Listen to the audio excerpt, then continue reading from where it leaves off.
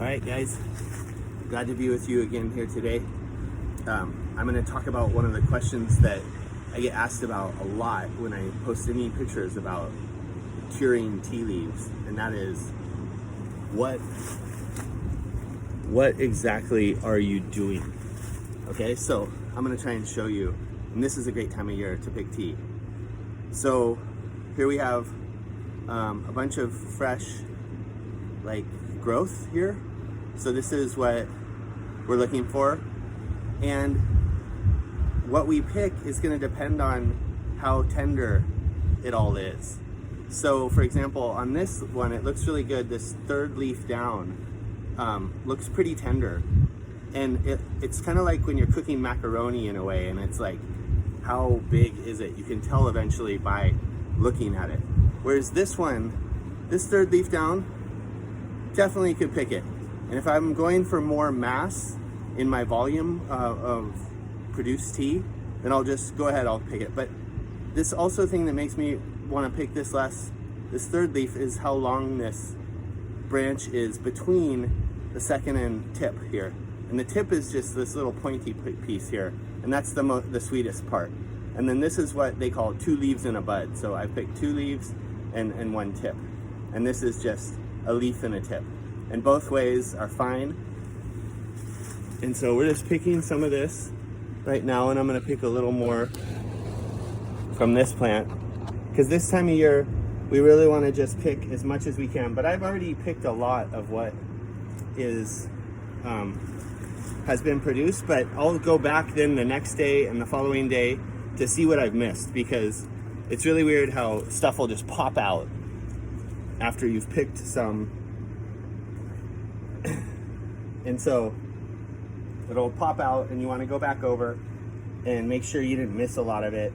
And another thing that happens is that picking actually stimulates the growth of the tea. So if you pick really well, you go back in a couple weeks, you might be surprised, you'll see a lot of fresh growth, and it might be time even for another picking. So you can definitely do that. Pick as much as you can, especially when the plants are established. So here's all the tea, and I'm just gonna lay this out like so, that I've picked, and I have it set on this pretty inert egg carton cardboard here. And so here's all the tea I picked today. Then this is tea that was picked yesterday. And then I set it out so none of it, it's all spaced so none of it's touching itself. And then that way it can have room to cure. This is now tea that I picked 2 or 3 days ago, and it's pretty much all the way dry here. All right, guys, now I'm gonna show you guys how to process the tea here. So it's pretty easy. I just dumped out the tea here, and I'm basically gonna spread it all apart. And when I'm spreading it, I'm just trying not to squish it, or it doesn't really matter how it's laying. It's just the fact that it's not layered on top of itself. For this particular method, what we're doing here, processing some white tea. And this is the reason why I process white tea is because this is one of the things I learned when I was observing tea masters in Taiwan processing tea, is what happens is, what they do is they're gonna process the tea and they're gonna make changes. They're gonna modify their technique depending exactly on the tea that came in the door of the processing plant, right?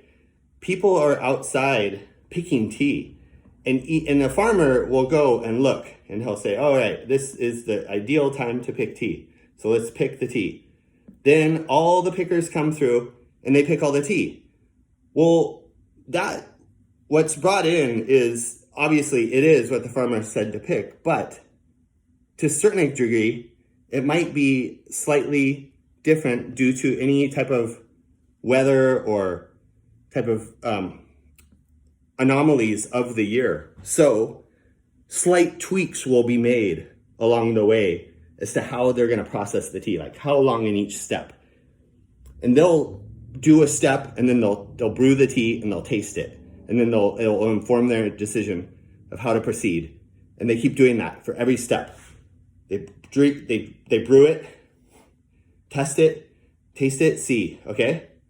And not everyone, I mean, this is just what I've seen, you know, and I've seen multiple people process tea, and this is the one that made a lot of sense to me.